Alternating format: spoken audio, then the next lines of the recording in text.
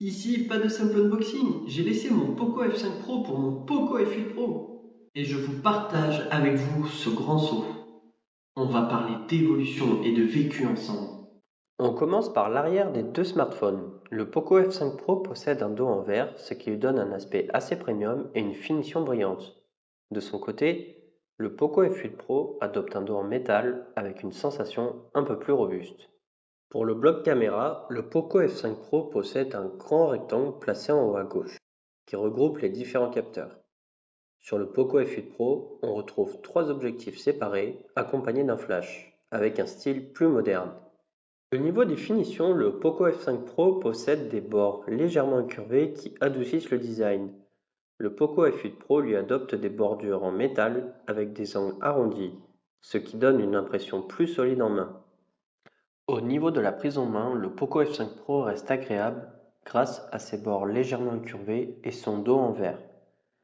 Le Poco F8 Pro propose une sensation différente avec une structure plus rigide qui donne une impression de solidité.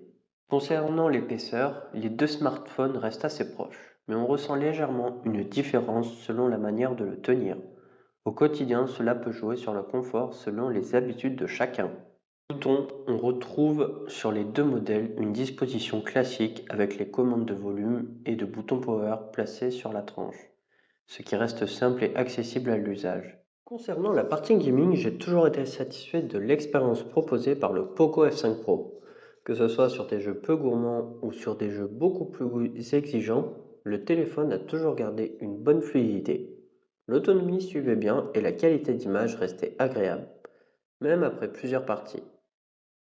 Mais quand je suis passé sur Wild Rift avec le Poco F8 Pro, j'ai voulu vraiment pousser le téléphone au maximum. J'ai activé la qualité graphique la plus élevée, le mode performance et j'ai lancé plusieurs parties dans les meilleures conditions possibles.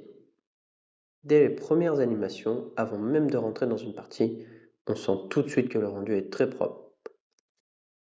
Pendant le jeu, la fluidité reste constante, les déplacements sont précis et l'image garde un très bon niveau de détail. Même sur une session plus longue, l'expérience reste confortable avec un téléphone qui garde de très bonnes performances sans perte de stabilité.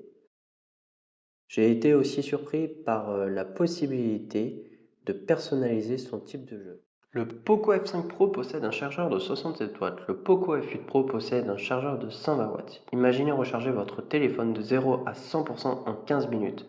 Moi je trouve ça vraiment énorme. Petite particularité, ce que vous allez retrouver du coup dans la boîte, donc le téléphone et tous ces petits outils, et vous trouverez un câble. Mais malheureusement, vous n'aurez pas de boîtier de charge. Petite particularité, si vous souhaitez un chargeur officiel, n'hésitez pas à acheter sur Amazon. Moi, je l'ai acheté pour une vingtaine ou une trentaine d'euros. Je sais que c'est une certaine somme, mais croyez-moi, au quotidien, avoir un téléphone chargé rapidement, c'est vraiment très pratique et très utile.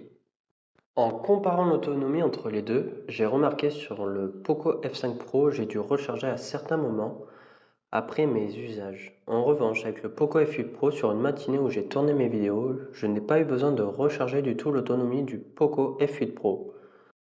Pour conclure, est-ce que le Poco F5 Pro a une grosse évolution en passant au F8 Pro? Et ben moi, pour dire honnêtement de ce que j'en ai pensé, je trouve que ça a été vraiment un très gros saut. Que ça soit au niveau des performances, au niveau de la batterie, au niveau, voilà, au niveau du jeu. Moi qui cherchais vraiment au niveau du jeu, ils ont mis le dernier Snapdragon, donc Elite 3 dedans. Moi je suis vraiment agréablement surpris au niveau de la fluidité, au niveau de la qualité en fait aussi. Je prévois aussi de faire une vidéo sur une partie de jeu, donc de Wild Rift. Je vais faire une petite playlist un petit peu comme le Perfect Mishcook où je vais mettre un petit peu les paramètres ou voilà, les petites choses à faire qui peuvent être intéressantes sur Xiaomi PROS 3 d'ailleurs. Mais voilà, en tout cas pour ce qui est de son utilisation au quotidien, moi j'ai été vraiment très agréablement surpris. Voilà. En tout cas, j'espère que cette vidéo vous aura plu et bien sûr, si elle vous a plu, n'hésitez pas à liker, à partager, à vous abonner. Allez, ciao, bye.